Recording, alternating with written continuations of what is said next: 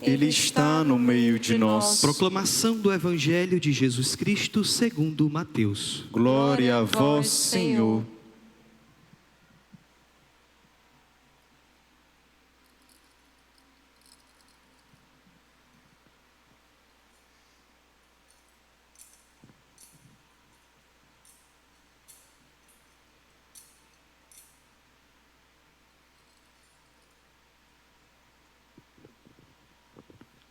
Naquele tempo disse Jesus aos seus discípulos: em vosso caminho anunciai, o reino dos céus está próximo.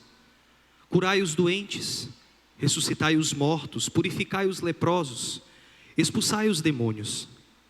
De graça recebestes, de graça deveis dar. Não leveis ouro nem prata, nem dinheiro nos vossos cintos, nem sacola para o caminho, nem duas túnicas, nem sandálias, nem bastão, porque o operário tem direito ao seu sustento. Em qualquer cidade ou povoado onde entrardes, informai-vos para saber quem ali seja digno.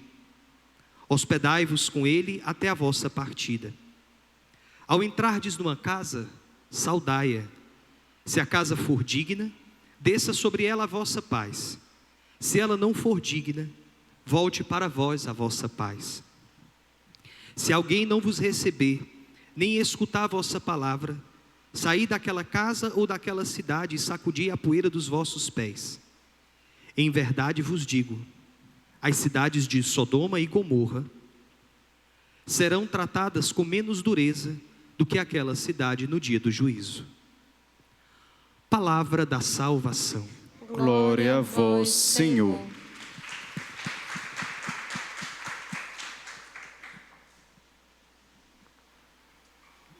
Que as palavras do Santo Evangelho apaguem nossos pecados. Louvor a vós, ó Cristo. Mais uma vez eu queria saudar todos os devotos de Nossa Senhora do Carmo que vieram durante esses dias participar desses festejos. E aqueles que mesmo de longe pela internet nos acompanham pelo canal, pela mídia social de nossa paróquia. A cada dia nós estamos meditando um trecho do Magnífica. E hoje nós trazemos presente aquele trecho em que nossa mãe nos lembra de uma realidade de fé. Nós não estamos sozinhos. O Senhor derruba os poderosos de seus tronos e exalta e eleva os humildes. Agora eu pergunto, será que de fato nós cremos nessa realidade? Será que nós de fato cremos e proclamamos essa verdade? Naturalmente, o nosso caminho de fé é como um queijo suíço, sabe? O nosso caminho de fé é como um queijo que tem cheio de buracos, um queijo coalho, aquele que tem um bocado de ar dentro, né? Talvez lembrar de um queijo suíço é mais difícil, mas talvez um queijo coalho com aqueles buraquinhos que a gente tem dentro, que a gente vê, que é até bom, gostoso, né? Que quando a gente morde, faz assim, é tão bom. Pois é. Mas a nossa verdade de fé, muitas vezes, o nosso caminho de fé é cheio de lacunas. E porque é cheio de lacunas, nós damos oportunidade para que o inimigo de Deus nos vença e nos afaste ainda mais do caminho da verdade. E nos afastando do caminho da verdade, nós não temos força para dar testemunho na nossa vida, de que nós somos vencedores. De que apesar dos nossos pecados, apesar das nossas humilhações, nós seremos vencedores. E quando hoje eu refletia sobre esse trecho, eu me perguntava, à luz da primeira leitura de hoje, da história de José, e à luz do Evangelho de hoje, que é esse mandato missionário, o mundo realmente precisa que nós cristãos sejamos missionários, saiamos pelo mundo para tornar os corações abatidos, tristes, oprimidos pelos pecados e até mesmo por aqueles que são injustos e que maltratam os outros, dar a esses corações a certeza de que não estão sozinhos. Quantos de nós nesse tempo de pandemia nos sentimos sós? Quantos de nós perdemos entes queridos, perdemos emprego, bens, e pensamos que estávamos sós? Muitos até se afastaram da igreja, muitos partiram chateados com Deus, dizendo: como é que Deus permite que isso aconteça? E nós, aqueles a quem o Senhor nos chama para celebrar a festa de sua mãe, aqueles que recebendo o batismo professamos a fé, aqueles que de joelho no chão adoramos nosso Senhor e na hora da comunhão tomamos Ele no seu corpo e no seu sangue. O que Deus espera de nós? Deus espera que nós de fato anunciemos em nosso caminho que o reino dos céus está próximo. Mas esse anúncio não deve ser apenas uma transmissão de conteúdo ou apenas uma catequese de fé. Nossa Senhora nos chama a ter uma relação com seu Filho de tal maneira, com tal intimidade, que já não sejamos mais nós que vivamos, mas o próprio Cristo viva em nós. E à medida em que nós ouvimos a voz de Maria que nos aponta para seu Filho, nós nos fazemos um com seu Filho e um com o Pai, e temos acesso pela misericórdia dele na cruz, das moradas eternas que ele foi para nós preparar. Mas ainda tem muitos irmãos nossos que estão doentes, que estão como mortos, que estão precisando ser purificados em suas ações, estão possuídos pelo demônio. A esses nós devemos ir. A esses nós devemos anunciar que a boa nova do Evangelho é viva e eficaz. A esses nós devemos anunciar que o reino dos céus está próximo. E como eles vão acreditar? Através da nossa palavra, através do nosso testemunho. Papa Francisco fala muito, né, de que tem cristão na igreja que vive eternamente com cara de velório, não tem? Umas pessoas assim meio assim, eu louvarei, eu louvarei, louvarei, e chora, e viva Jesus, viva. Aqui não existe essas coisas, tá certo? Aqui não existe essas coisas. Você que está em casa também não louva desse jeito, não. Mas o Papa Francisco fala de muitos cristãos que têm uma experiência de fé que é desconectada da vida. Tem uma experiência de fé de fazer as orações, de vir à missa, de não faltar a primeira sexta-feira, de se confessar uma vez por mês, de devolver o dízimo. Mas a relação que estabelece não é uma relação de amor.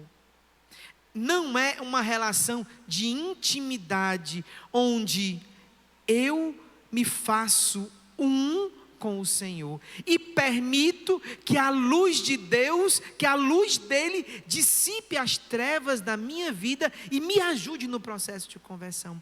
Tem muito cristão que vive uma experiência religiosa, seja cara crachá, por obrigação, ou seja, simplesmente por estabelecer uma relação intimista com Deus.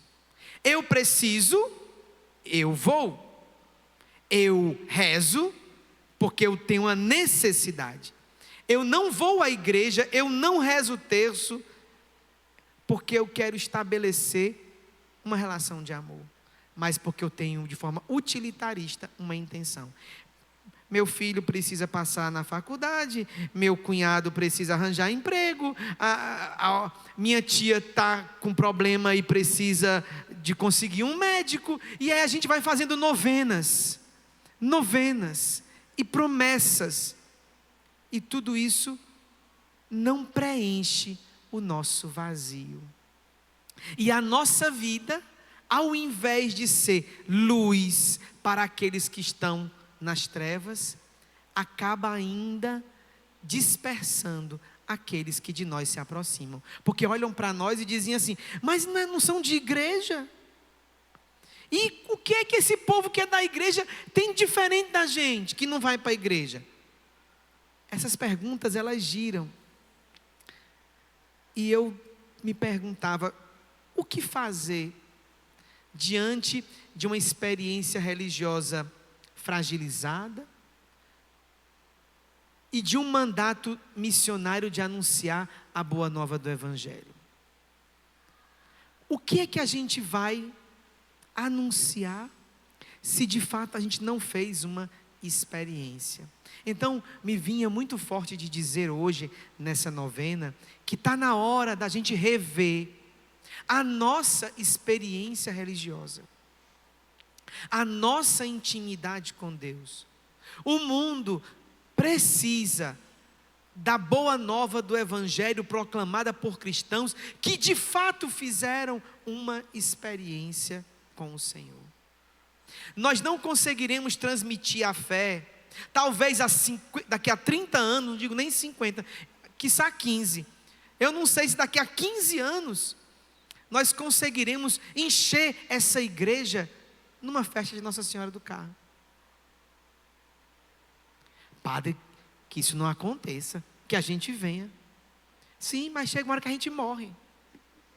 Ou vocês querem virar para semente? Não, a gente morre. E se a gente não transmite uma relação de intimidade com o Senhor, não surgirão novos cristãos. Porque o que a gente vê hoje é que os nossos filhos e os nossos netos, eles não querem vir para a igreja. Os nossos filhos e nossos netos nos criticam quando a gente reza o terço. Os nossos filhos e nossos netos e os membros da nossa família, quando a gente está se arrumando para vir para a igreja, já vai. E por que será? Por que será que isso acontece? É mais fácil a gente chegar e dizer, é porque eles são corações sem Deus. Eles não têm um coração aberto à graça e à misericórdia do Senhor. É muito fácil colocar a culpa nas costas dos outros. Mas a liturgia de hoje nos faz olhar para a gente. Porque o mandato missionário de anunciar a boa nova do Evangelho, o Senhor entregou a cada um de nós. E se a gente não, no exercício da nossa vida, no nosso caminho, a gente não consegue anunciar essa boa nova com a nossa vida, o que é que nós estamos fazendo? Eu sei que o profeta não é bem quisto em sua casa, até Jesus não fez milagres na sua terra, mas é importante que nós cristãos, nós devotos de Nossa Senhora do Carmo, estabeleçamos uma intimidade com ela, com seu filho e com o Pai, de tal maneira que as pessoas olhando para nós, para as nossas ações e ouvindo a nossa palavra, sejam curadas de suas enfermidades, sejam expulsos os demônios, sejam curadas as feridas e purificadas as lepras. Mas o que é que adianta a gente vir para uma novena, participar da missa, se de fato a gente não apresenta o que está apodrecendo a nossa carne? Porque aqui eu queria trazer presente que cura de enfermidade, ressurreição dos mortos, purificação de leprosos e expulsão de demônios são a própria manifestação de Deus no mundo. Se Deus é vivo e ressuscitado, Ele deveria continuar se manifestando dessa mesma forma. Agora, quais são as enfermidades de hoje? Quais são as lepras de hoje? O que é que tem nos tirado a vida, nos feito como mortos? Porque tem gente que vive nesse mundo como tivesse morto. O que é que tem nos tirado de fato a vida? E quais são os demônios que nos aprisionam? É preciso que nós, homens e mulheres de fé, identifiquemos e clamemos ao Senhor que, a começar de nós, sejamos os primeiros a sermos atingidos pela graça de Deus. E uma vez atingidos por essa graça, no nosso caminho, nós anunciemos que Ele é vivo, que Ele é poderoso, que o reino dos céus está próximo, porque nós damos testemunho na nossa vida, daquilo que Ele realizou. Ah, padre, será que isso é possível? A primeira leitura de hoje nos dá um exemplo claro. Estamos lendo a história de José do Egito. Ou melhor, ao longo dessa semana nós escutamos o finalzinho da história de Abraão, Isaac, os filhos de Isaac. Chegamos a Jacó, vimos Jacó lutar com Deus, com o anjo de Deus, e ser ferido na coxa. Vocês lembram disso? E logo em seguida nós temos um pulo de praticamente 12 capítulos para a história de José. José que recebe os seus irmãos quando no Egito estava passando por uma grande, toda aquela região estava passando por uma grande seca, e o faraó pede a José que dê conta, que ele era o administrador dos celeiros, de resolver esse problema. E naquele momento de distribuição de alimentos, ele reconhece os seus irmãos. O que foi que os irmãos fizeram com José? Quem lembra? O que foi que os irmãos fizeram com José? Venderam José como escravo. Uns queriam matar, outros prenderam ele na cisterna, depois não queriam deixar ele na cisterna, tiraram ele da cisterna e venderam ele como escravo. Qual seria o sentimento do nosso coração se os membros da nossa família nos traíssem dessa maneira, quisessem a nossa morte dessa maneira? Com certeza brotaria em nós mágoa, raiva, rancor, ódio, decepção. E nós iríamos viver uma vida imersa em tudo isso. Mas José nos dá um exemplo de como a gente pode enfrentar os poderosos, como a gente pode enfrentar as situações difíceis da nossa vida, confiando apenas em Deus. E José trilhou esse caminho. José trilhou esse caminho, tornou-se administrador dos celeiros do faraó.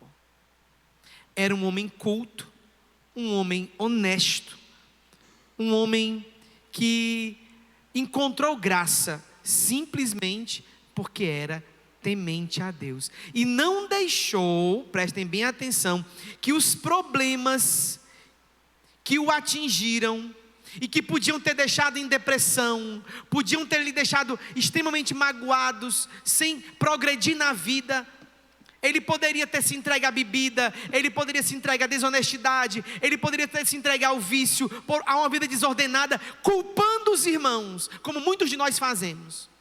Culpar os outros pelos nossos fracassos. Mas José não fez. José confiando no Senhor, tendo a bênção de Deus, José seguiu. Mas mesmo assim, repleto da graça de Deus, quando José vê os seus irmãos, parece que ele tem um refluxo de ódio, de mágoa.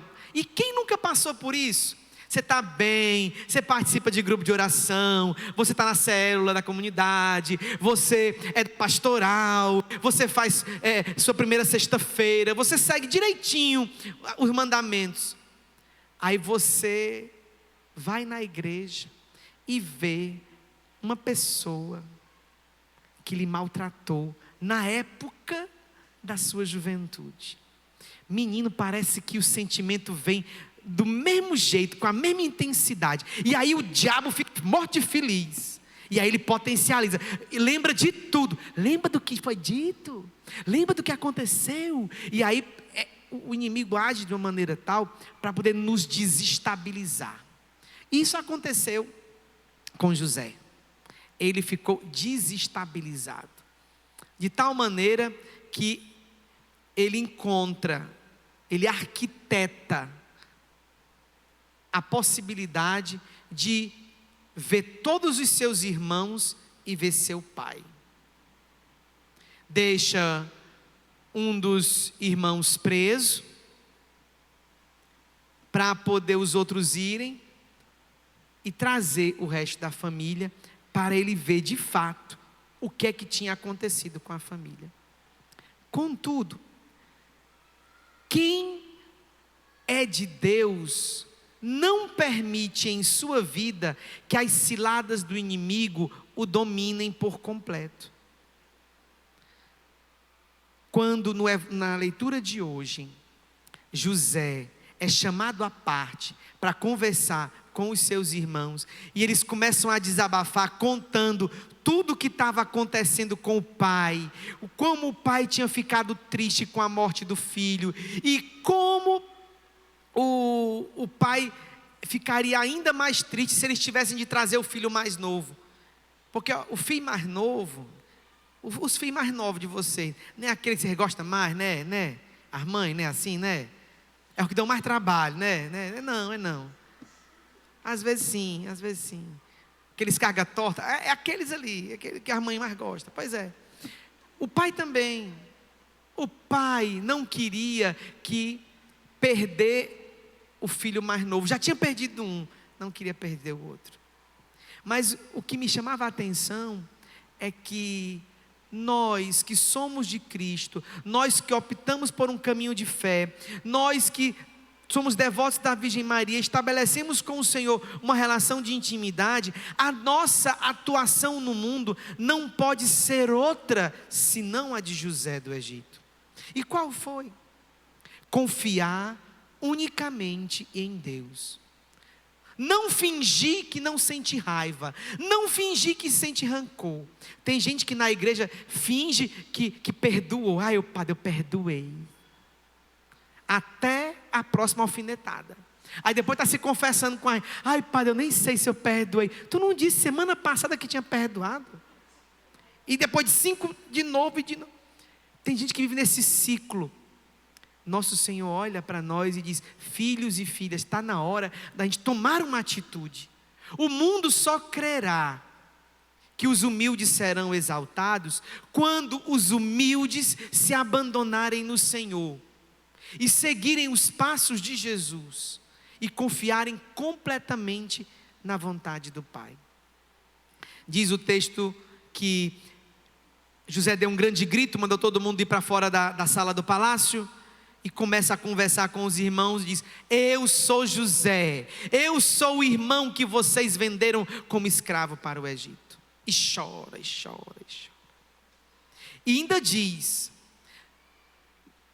que vocês não se constranjam por terem feito mal a mim, porque Deus, que tira de um mal um bem, me trouxe primeiro para poder acolher toda a minha família nesse tempo de penúria.